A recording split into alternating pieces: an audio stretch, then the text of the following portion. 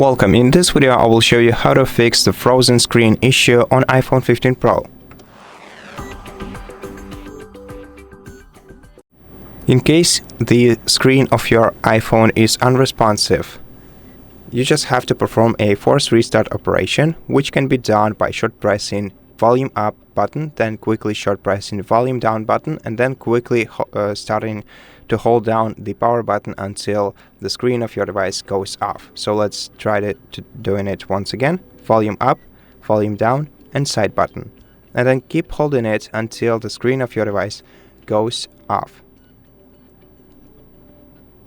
After the screen of your device goes off, you can still hold it until you see the Apple logo on your screen. And now, just wait until your device is turned on again. And that's basically it. Thank you for watching this video. If you liked it, please consider subscribing to our channel, leave us a like in the comment below, and I'll see you in the next one.